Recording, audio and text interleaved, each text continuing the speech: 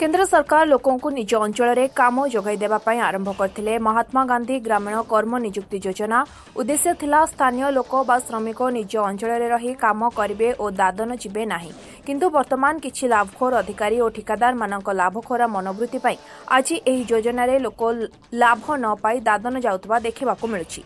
ए योजना जे केवल सरकारी अधिकारी मानक पॉकेट गरम करिवार योजना बोली कहिले अत्युक्ति हेबो नाही। केउठी ए योजना रे काम मेसिन करूछि तो केउठी ए काम को जो श्रमिक माने करबा कथा सेमाने न करी सरकारी चाकरिया भी करथुबार देखिबाकू मिलुछि।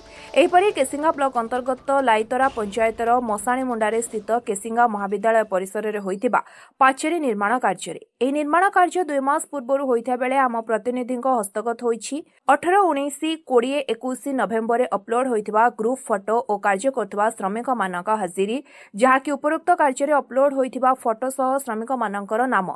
एहाकु नै ब्लॉक गोष्ठी उन्नयन अधिकारी जन्मजयन स्वयं एही विषय पचारिबारु चिहिकी जाई लिखित अभियोग करंतु बोली प्रकाश करथिले। एही भली अनेक पंचायत रे एही प्रकारर महात्मा गांधी जातीय कर्म नियुक्ति योजना रे दुर्नीति होइछि। एहार विजिलेंस तदंत हेबा जरूरी।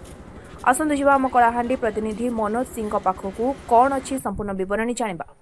कलाहांडी जिल्लार केसिंगा ब्लॉक रे चलीछि एनआरजीएस दुर्नीति। आमे हातरे हस्तगत होइतिबा तथ्य अनुसार एठारे होइतिबा पाचिनी 10 लाख टଙ୍କା पाचिनी निर्माण रे हेछि अनियमितता।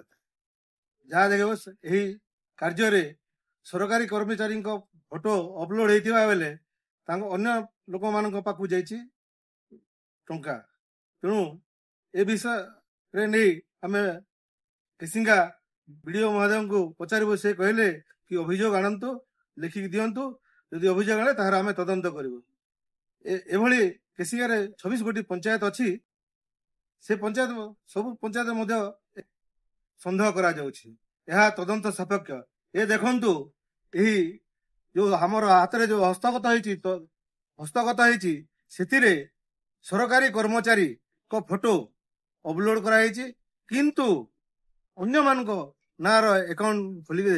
एहा किपरि भाबरे हैला एहा तदंत सापेक्ष। तेणु एहाकू तुरंत जिल्लापाल तदंत करी यार विहित कार्यानुष्ठान ग्रहण करंत। कलाहांडी मनोज कुमार सिंह रिपोर्ट, स्वतंत्र ओडिशा लाइव।